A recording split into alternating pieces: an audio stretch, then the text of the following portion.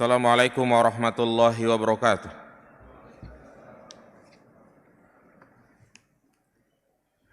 Innal hamdalillah nahmaduhu wa nasta'inuhu wa nastaghfiruh wa na'udzu billahi min shururi anfusina wa min sayyiati a'malina. May yahdihillahu fala mudilla lahu wa may yudlil fala hadiya lahu. Ashhadu an la ilaha illallah wahdahu la syarika lah wa ashhadu anna Muhammadan abduhu wa rasuluhu la nabiyya ba'dah. Allahumma salli ala Muhammad wa ala ali Muhammad. Amma ba'du, ayyuhal ikhwah, a'azzani Allahu wa iyyakum jami'an. Jamaah salat maghrib yang dirahmati Allah subhanahu wa ta'ala, kembali kita akan melanjutkan kajian rutin kita membahas kitab Tauhid li Syekh Muhammad bin Abdul Wahhab At-Tamimi rahimahullahu ta'ala. Dan bab yang sedang kita bahas yaitu bab tentang penjelasan wasilah-wasilah dan sebab-sebab terjadinya kesyirikan. Babu ma jaa anna sababa kufri bani Adam wa tarkihim dinahum huwa al-ghulu fi sholihin. Penyebab utama kekafiran adalah gulu, berlebih-lebihan dalam mengagungkan orang-orang soleh. Pada pertemuan sebelumnya kita telah membahas tentang pengertian gulu, macam-macam gulu, ya, dan juga dalil yang pertama telah kita bahas bahwasanya gulu dalam mengagungkan dan memuliakan orang-orang soleh itu sudah terjadi di tengah-tengah ahlul kitab. Orang-orang Yahudi, mereka bersikap gulu kepada Uzair yang mereka anggap ia adalah anak Tuhan. Dan juga orang-orang Nasrani yang berlebih-lebihan kepada Nabi Isa. Mereka anggap Isa adalah anak Tuhan. Kemudian kita beranjak kepada dalil yang kedua, yaitu dari hadis Nabi SAW tentang penjelasan surat Nuh ayat 23. Di dalam Sahih Bukhari ada satu riwayat dari sahabat Abdullah bin Abbas menjelaskan tentang firman Allah Subhanahu wa taala, wa qalu la tadarunna alihatakum wala tadarunna waddaw wala suwa'a wala yaghutsa wa ya'uqa wa nasra. Dan mereka, kaumnya Nabi Nuh, jadi pemimpin-pemimpin mereka mengatakan, janganlah sekali-kali kalian meninggalkan penyembahan Tuhan-Tuhan kalian.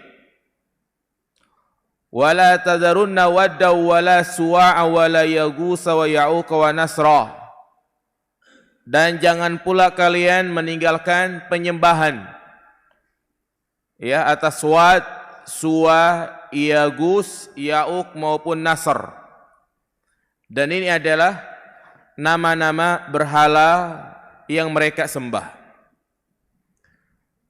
Jadi perhatikan dalam ayat ini jamaah sekalian, yang mana Nabi Nuh alaihi salam Allah utus ke muka bumi adalah untuk menumpas segala bentuk kesyirikan. Dan memang itulah tugas utama para nabi dan rasul.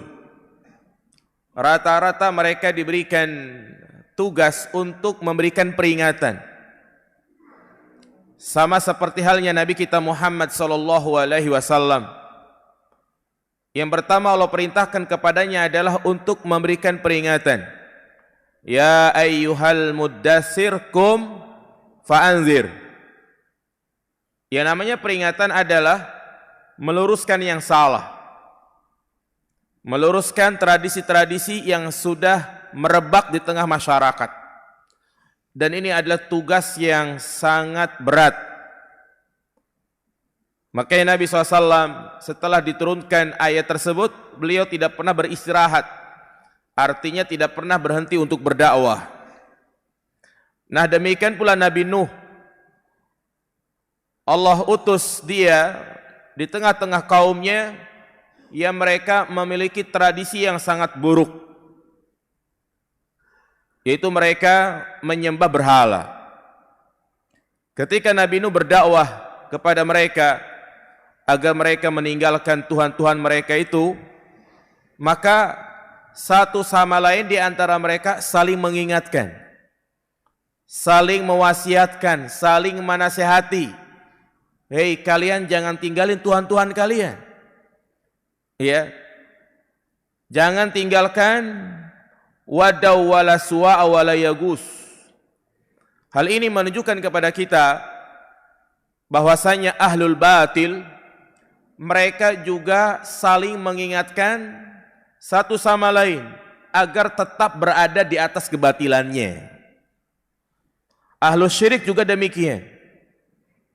Mereka akan terus saling mengingatkan kepada teman-temannya, jangan tinggalin syirik nanti begini begitu, walaupun bahasanya bukan syirik. Dan mereka pun bersabar dalam masalah ini. Jadi kesabaran itu bukan hanya di dalam kebenaran. Ada juga orang yang bersabar di atas apa? Kebatilan. Ya. Makanya Allah tegaskan di dalam surat Al-Asr, wa tawasau bil haqqi wa tawasau bis sabr. Hendaknya kalian saling mewasiatkan, saling menasihati di atas apa? Kebenaran dan kesabaran. Jadi bukan di atas kebatilan. Karena kita lihat ada orang yang dia melakukan suatu kemaksiatan. Ya, misalnya di suatu kampung, di suatu tempat ada seorang wanita yang sudah bersuami. Kemudian wanita tersebut berzina atau punya selingkuhan. Akhirnya kan orang kampung pada ngomongin, ya kan. Nah, si laki-lakinya ini mengatakan kepada wanita tersebut, ya udah kita sabar aja deh. Biarin orang mau ngomong apa juga. Nah, ini berarti dia memberikan nasihat untuk bersabar di dalam apa? Kemaksiatan. Ya, sebagaimana Allah sebutkan di dalam surat Shad ayat 6. Wantalaqal mala'u minhum animshu wasbiru ala alihatikum inna hadza la syai'un yuzad. Dan pergilah pemimpin-pemimpin mereka, yakni gembong-gembong mereka saling mengatakan, pergilah kamu dan tetaplah menyembah Tuhan-Tuhanmu. Sesungguhnya ini benar-benar suatu hal yang dikehendaki. Iya. Jadi ini menjadi bukti bahwasanya orang-orang kafir, orang-orang musyrik, mereka juga saling berwasiat di atas kebatilan. Nah, demikian pula di zaman sekarang ini, yang mana tokoh-tokoh mereka selalu mengatakan kepada murid-muridnya, jamaahnya, ya seperti dengan mengatakan jangan kajian ke sini, suka memecah belah umat. Ya, jangan kajian ke aliran Salafi, Wahabi. Nah, itu mereka saling mengajak, mengingatkan. Tapi ya tentunya orang-orang yang seperti ini yang mengajak kepada kebatilan, mereka akan berada di pintu api neraka, di pintu neraka. Ia akan memanggil-manggil jamaahnya. Lalu siapakah Wadaw, Suwa, Yagus, Ya'uq, Nasra? Ada berapa ini jamaah? Ada 5 ya. Sahabat Abdullah bin Abbas mengatakan, hadhihi asma'u rijalin solihin min qaumin Nuh. Jadi mereka itu, Wadda, Suwa dan yang lainnya, adalah nama orang-orang soleh dari kaumnya Nabi Nuh. Jadi mereka adalah orang-orang soleh. Ya, sudah kita sebutkan pada pertemuan yang lalu, orang soleh itu apa jamaah? Yaitu orang yang menjalankan alladzi qama bihaqqillah wa haqqal ibad, yakni orang yang menjalankan hak-hak Allah dan juga hak-hak hamba. Falamma halaku, tatkala orang-orang soleh tersebut meninggal dunia, auhas syaitanu ilaihim, maka syaitan membisikkan kepada mereka, aninsibu ila majalisihim allati kanu yajlisuna fiha ansaba. Ya, syaitan memberikan arahan kepada mereka untuk membuat patung-patung dan ditempatkan di tempat di mana mereka duduk-duduk.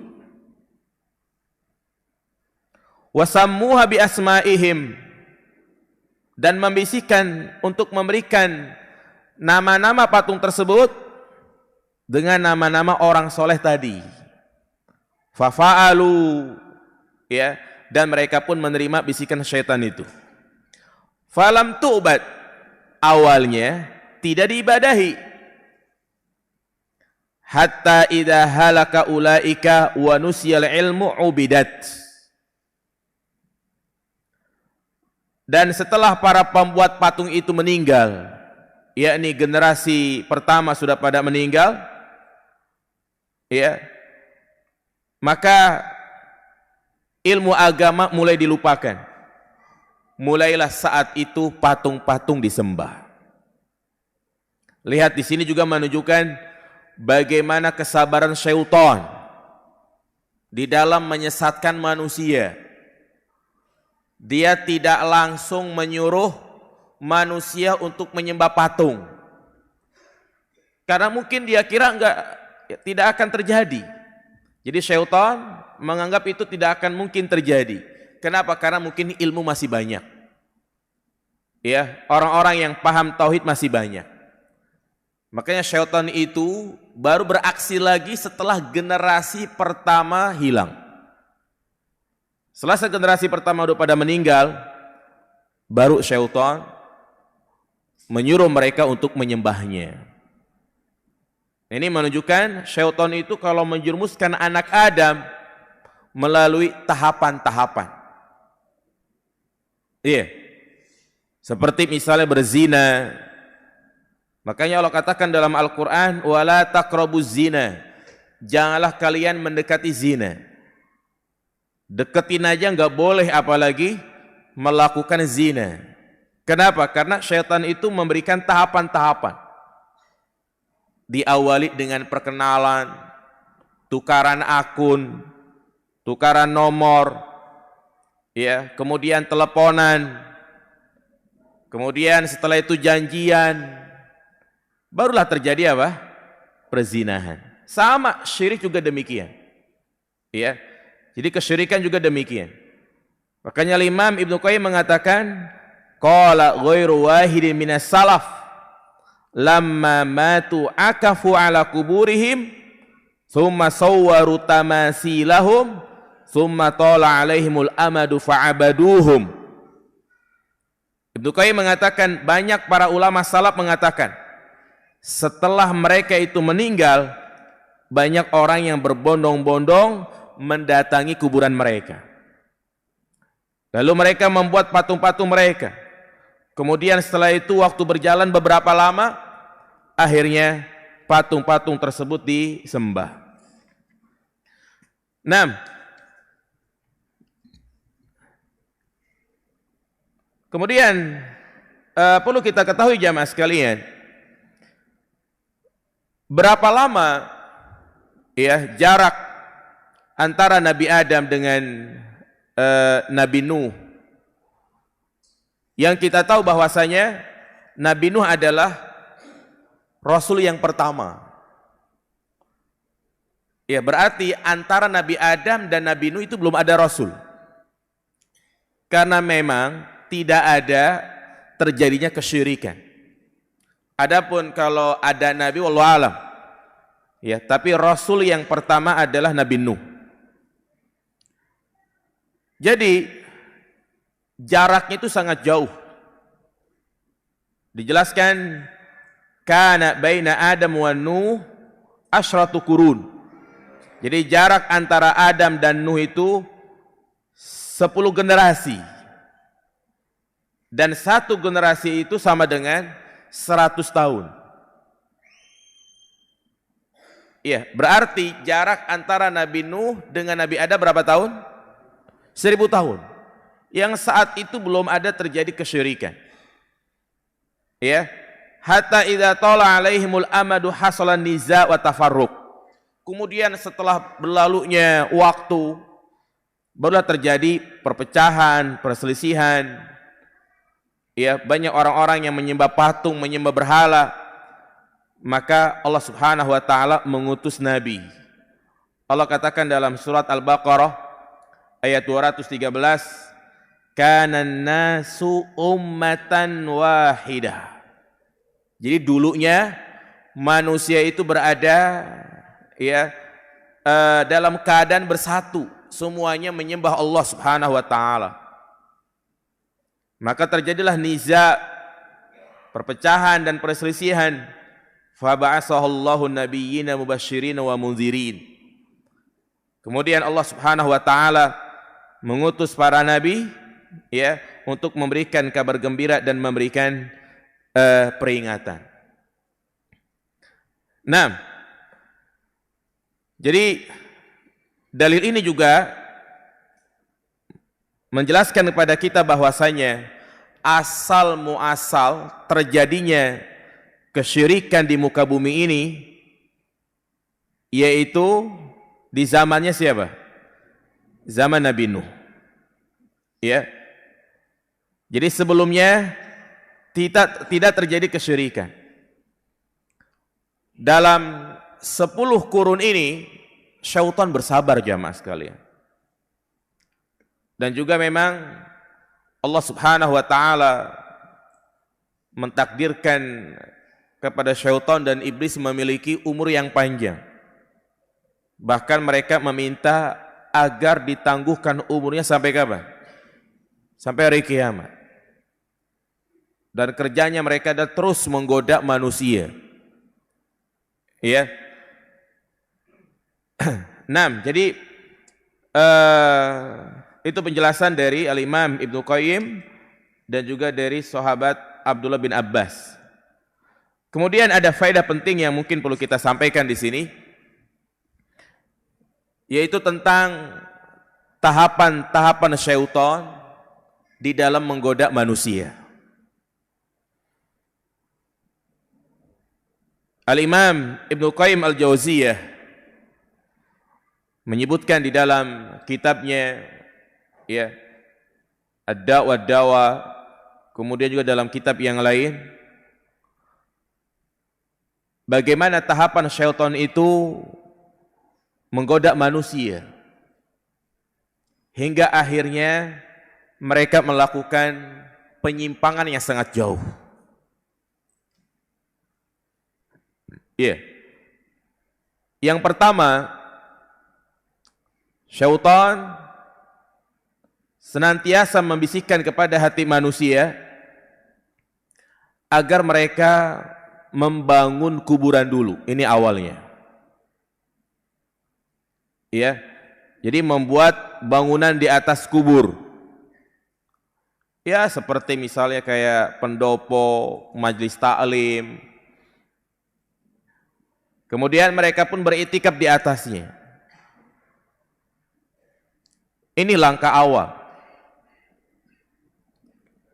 Kemudian setelah itu langkah yang kedua,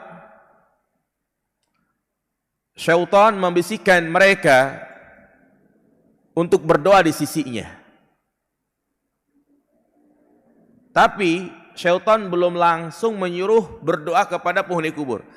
Tapi dibisikkan ke dalam hatinya bahwa berdoa di sisi kuburan tersebut diijabah. Dan ini nyata jamaah sekalian. Ya. Kebanyakan mereka yang melakukan ziarah kubur ke makam-makam wali Itu anggapan yang paling ringan ini. Mereka beranggapan berdoa di sana itu diijabah. Dan ini jelas suatu kebid'ahan, tapi belum sampai kepada tahap apa? Syirik, bid'ah. Karena dia meyakini ada tempat yang mustajabah. Dan kita tidak boleh mengatakan ada satu tempat yang mustajabah dalam berdoa, kecuali harus ada dalilnya. Iya, waktu dan tempat. Keduanya ini harus memerlukan dalil. Kenapa kita dianjurkan untuk memperbanyak doa ketika sujud, berdoa di Arafah, berdoa di Bukit Safa Marwah, berdoa di Multazam? Karena memang ada dalilnya. Nah, mereka yang berdoa di sisi kuburan, walaupun memang terbawa sugesti jamaah, ya, apalagi kalau ternyata apa yang mereka minta itu dikabulkan, pasti akan menjadi cerita, ya, akan dibawa-bawa kepada orang lain. Dia akan bercerita kepada tetangganya, kemarin saya punya hajat, pengen punya mobil, saya datang ke kuburan wali itu, berdoa di kuburannya, alhamdulillah sebulan ada yang ngasih mobil. Nah, kira-kira tetangga yang dengerin cerita itu gimana jemaah? Akan ngikutin, terus akan menjadi cerita berkembang, ya, bahkan kuburannya tersebut akan dibagusin dan yang lainnya. Ini tahapan yang keberapa jemaah? Ya, tahapan yang kedua. Sementara, ya, masjid yang ada di sisinya udah bocor, udah rombeng, mereka biarkan. Sementara kuburan mereka perbagusin. Nah, baru tahapan yang ketiga, jika hal itu sudah tertanam di dalam hati mereka, maka ya, syaitan membisikkan ke dalam hati mereka agar mereka menjadikan penghuni kubur itu sebagai wasilah. Tawassul. Ya, tawassul. Seperti perkataan sebagian mereka, ya Allah, aku memohon kepadamu melalui, disebut nama si fulan. Itulah yang disebut dengan tawassul. Ya. Dan ini juga kesalahan, tapi ya karena sudah terbiasa, bahkan mereka mencari pembenaran. Dan ini sama seperti perbuatannya orang-orang musyrikin, yang mereka menyembah patung berhala. Mereka mengatakan, mana buduhum. Siapa bilang kami itu enggak beribadah kepada mereka, tapi kami jadikan berhala-berhala tersebut sebagai apa? Wasilah perantara. Ini alasnya sama dengan orang-orang yang melakukan kesyirikan di sisi kubur. Ya, antum nuduh aneh, dibilang dibilang mereka itu nyembah kuburan, tidak.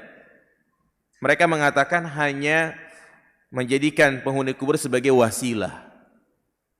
Mereka cari-cari dalil, di antara dalil yang mereka sampaikan adalah tentang wabtaghu ilaihil wasilah, ya, tentang carilah wasilah. Padahal wasilah di situ maknanya adalah melakukan amal soleh. Dan juga pakai logika, seperti misalnya kita kalau mau ngambil mangga, kan gak bisa langsung, butuh apa jamaah? Galak istilahnya gitu kan. Kita nggak bisa langsung ngambil, butuh gala. Nah, gala itu sebagai wasilah. Nah, kemudian tahapan berikutnya baru menjadikan kuburan tersebut sebagai wasan. Afwan, yaitu meminta langsung kepada si mayit. Jadi berdoa secara langsung.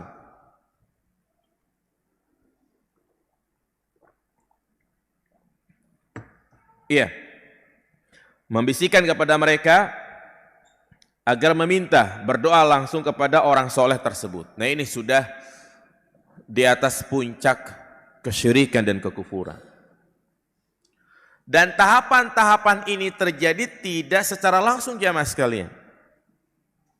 Ya. Seperti tadi di zaman Nabi Nuh itu asratu qurun, ya, 10 generasi. Ya seperti sekarang mungkin awalnya hanya dijadikan sebagai tempat untuk ziarah. Bisa jadi generasi berikutnya akan menyembah kuburan. Nah, dan syaitan pun tidak berhenti sampai di situ. Berhala yang disembah.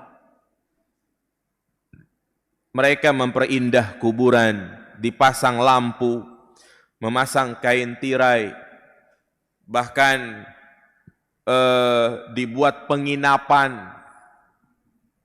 Makanya kan ada istilah wisata religi. Apalagi ya kalau di situ berdekatan dengan air terjun, wisata-wisata lainnya. Ya. Nah, itu banyak jamaah sekalian. Membangun masjid. Nanti secara khusus di bab berikutnya kita akan bahas tentang larangan beribadah di kuburan. Sampai di situ. Maka yang terakhir, syaitan akan berusaha menjadikan kuburan itu sebagai id. Id itu artinya yang selalu dikunjungi.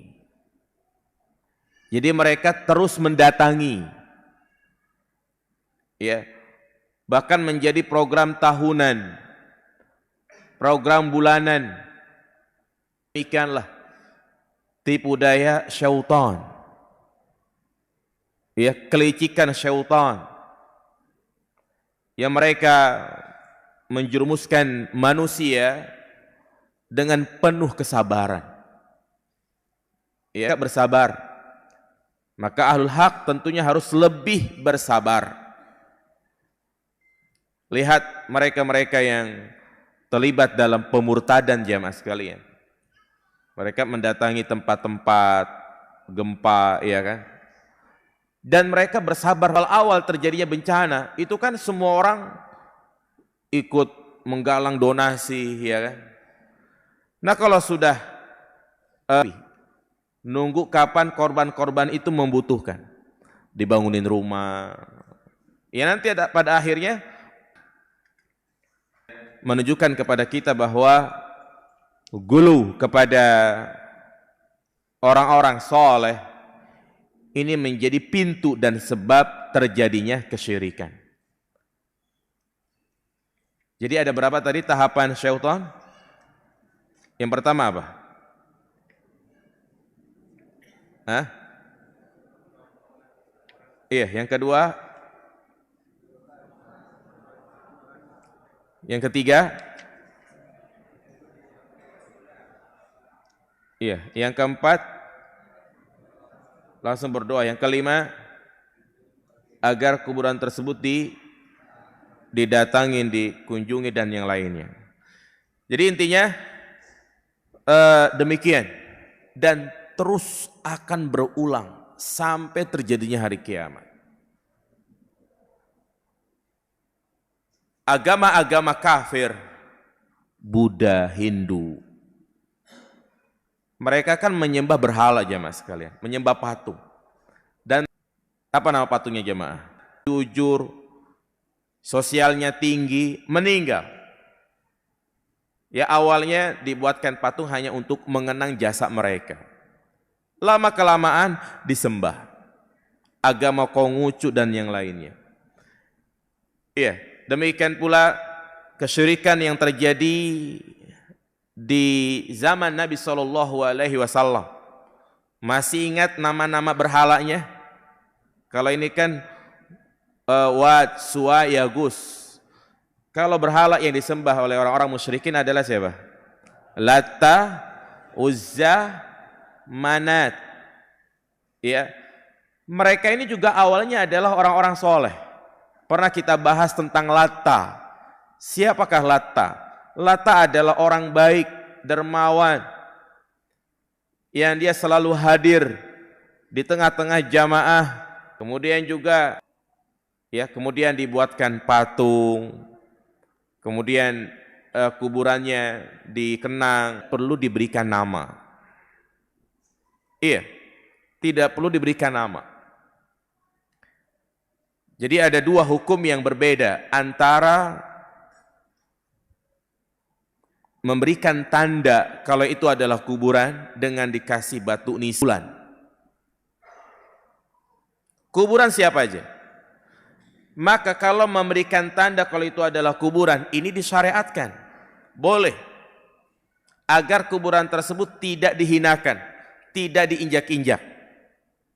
Cukup dikasih batu nisan. Yang pernah ziarah ke makam Baqi, ya kalau kita lihat kuburan cuman itu, tandanya batu kali. Kadang batu kalinya ada di bagian kaki, kadang ada di bagian kepala saja. Untuk apa dibedakan? Ya dibedakan kalau yang batu kalinya 2 itu makam perempuan. Kalau 1 itu laki-laki. Adapun memberikan tanda kalau itu adalah kuburan Fulan bin Fulan, itu yang tidak boleh. Yang pertama membangun kuburan, disemen, dicor. Yang kedua menulisi kuburan, dan yang ketiga menduduki kuburan. Syekh Abdullah Al-Fauzan ketika menjelaskan dampak negatif kenapa enggak boleh memberikan nama, ya, yang pertama, kalau ternyata kuburan itu akan yang dia adalah orang soleh, pasti diapain coba? Dibangun, dikeramatkan, ya. Sehingga setiap orang yang tahu, oh ini kuburan orang ini, maka akan mendatanginya, ziarah, bertabaruk di situ. Kemudian, kalau ternyata kuburan tersebut adalah kuburan orang yang tidak soleh, maka ini juga akan berdampak buruk. Khawatir kuburan tersebut akan diapain? Akan dihinakan. Ya. Makanya di pemakaman Baqi itu tidak ada namanya. Walaupun dia adalah sahabat. Walaupun dia adalah istri Nabi Aisyah radhiyallahu taala anha. Ahlul Bait dikuburin di Baqi dan semuanya sama kuburannya. Tidak ada yang dibangun, tidak ada yang pakai kubah, tidak ada. Semuanya rata. Kenapa enggak pakai nama? Bahkan kalau kita nanya sama askar, kuburan Aisyah di mana? Enggak dijawab. Khawatir kalau niatnya baik itu akan dijadikan sebagai tempat untuk bertabaruk. Kalau niatnya buruk seperti pernah kejadian orang-orang Syiah yang mereka punya daftar di mana letak kuburan Aisyah. Mereka ludahin. Mereka injek-injek jamaah sekalian. Ya. Dan cara penguburan seperti ini ya justru di masyarakat kita kebanyakan pakai apa jemaah? Pakai nama. Bahkan udah dipesan duluan gitu kan. Fulan bin Fulan lahir tanggal sekian, meninggal anak berapa, istri berapa gitu kan. Ya, ditulis itu semuanya. Justru yang sunat tidak perlu ditulis. Terus kalau ada yang bertanya, gimana kalau kita mau ziarah kubur? Yang namanya ziarah kubur itu sebenarnya tidak perlu kepada kuburan keluarga. Kuburan mana saja bisa kita ziarahin.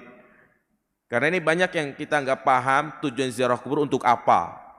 Ziarah kubur tujuannya adalah untuk mendoakan si mayit, kemudian mengingat kematian, mengingat akhirat. Terus kalau kita doakan bagaimana? Di rumah juga nyampe insya Allah. Ya. Jadi demikian. Kejadian seperti ini akan terus berulang. Sama seperti halnya kaumnya Nabi Nuh. Mereka saling menasihati dalam kesesatan. Demikian pula di zaman sekarang. Tokoh-tokoh mereka ya, akan mengingatkan kepada jamaahnya. Jangan dengerin ustadz ini. Itu menyesatkan. Karena kalau misalnya kuburannya nggak didatengin lagi, ya usaha mereka tutup. Bisnis mereka nggak jalan. Ujung-ujungnya kan perut juga. 6.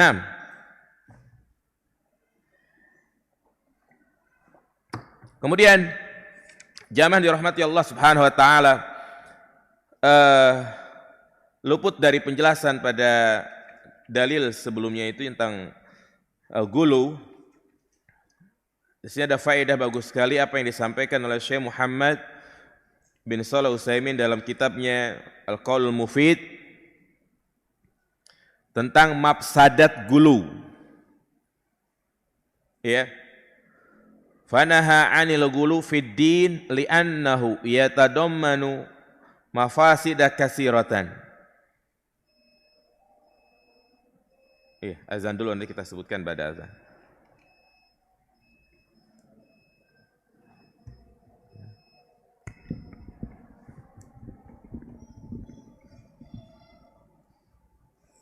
Allahu Akbar, Allahu Akbar, Allahu Akbar,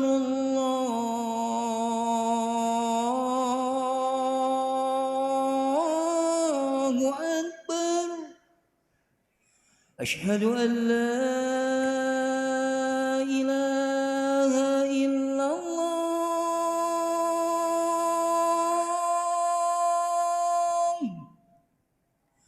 Asyhadu an la ilaha illallah.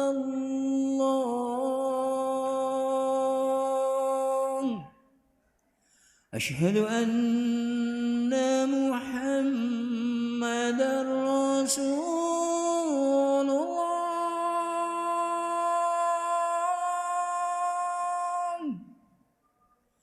Asyhadu anna Muhammadar Rasulullah.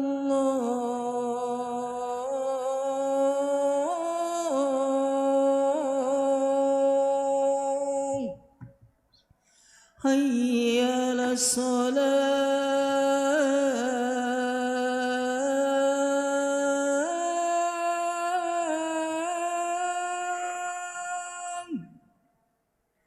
Hayya 'alas salat.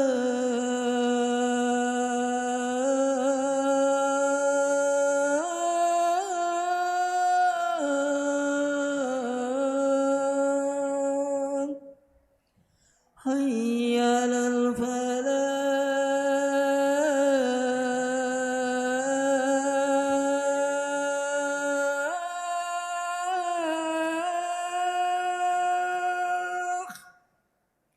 Hayya 'alal falah.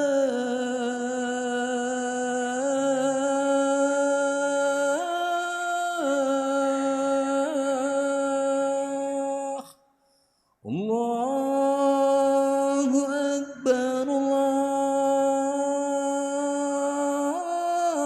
Akbar. La ilaha illallah.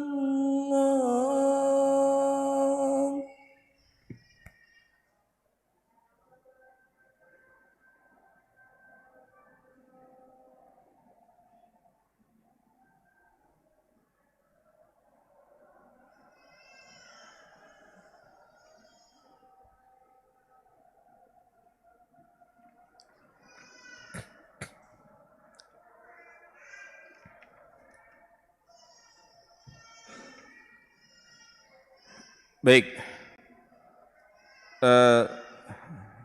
dijelaskan bahwasanya gulu berlebih-lebihan kepada orang soleh, baik kepada yang masih hidup ataupun yang sudah meninggal,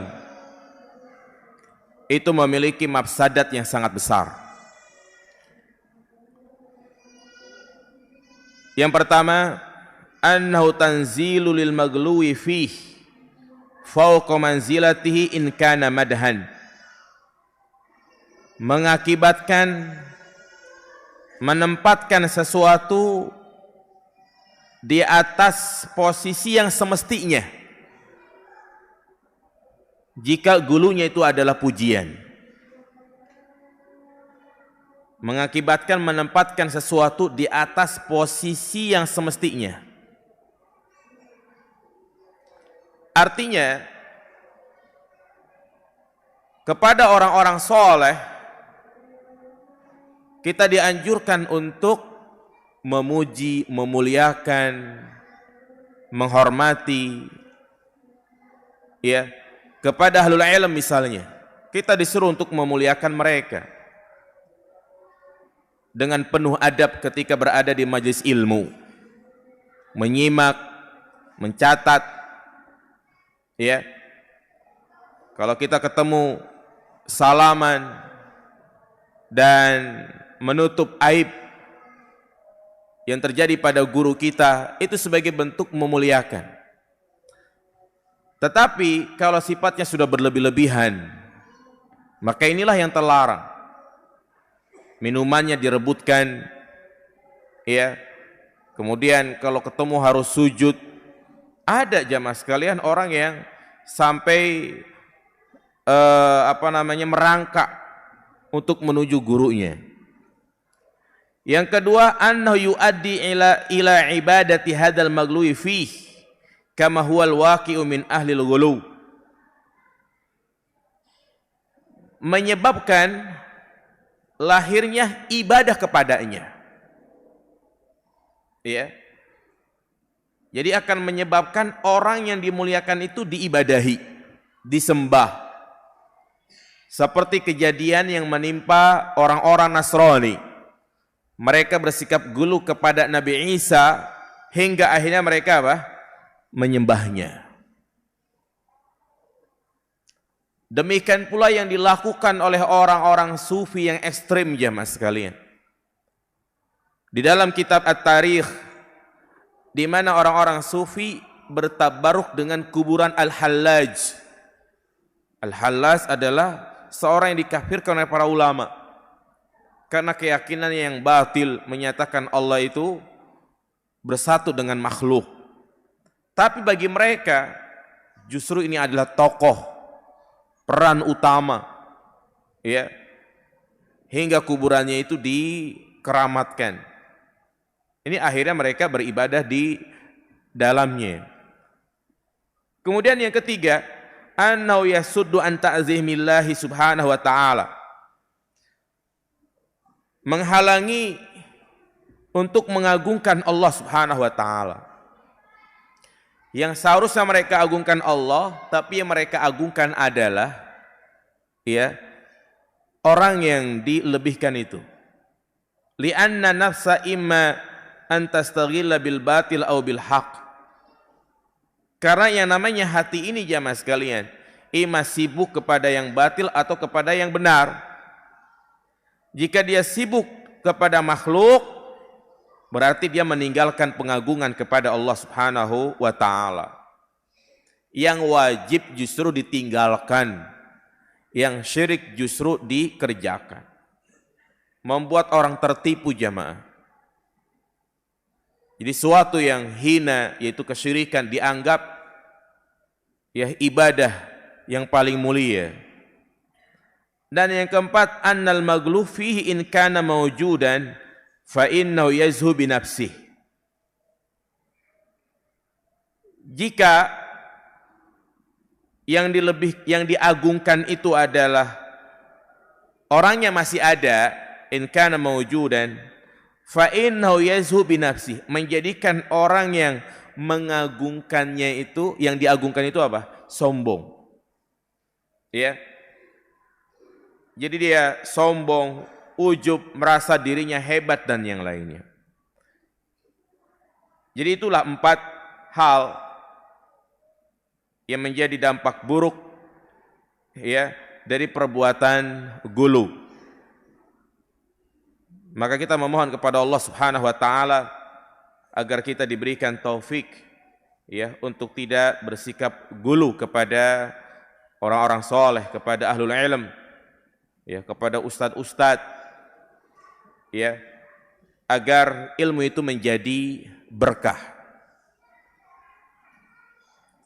Makanya ya dijelaskan dalam kitab Ta'zimul Ilm dan juga dalam kitab Hilyah Thalibul Ilm, cara kita menghormati guru yaitu dengan cara kita mendengar, menyimak, mengambil faedah-faedah ilmu, termasuk gulu adalah meniru suaranya. Ya. Meniru gerakannya. Meniru bajunya. Dia tanya, Ustaz, antum pakai baju merek apa? Ana mau ngikutin. Gulu. Seperti itu. Ya. Yang harus kita ikuti adalah apa? Ilmunya, adabnya.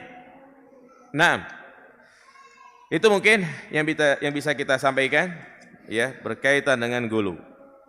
Ada pertanyaan sampai sini? Siapa yang nggak paham? Silakan tanyain.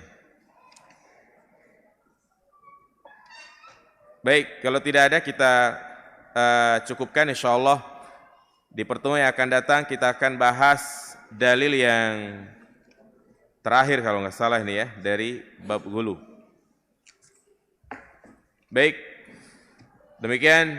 Subhanakallahumma bihamdika asyhadu an la ilaha illa anta astaghfiruka wa atubu ilaik. Assalamualaikum warahmatullahi wabarakatuh.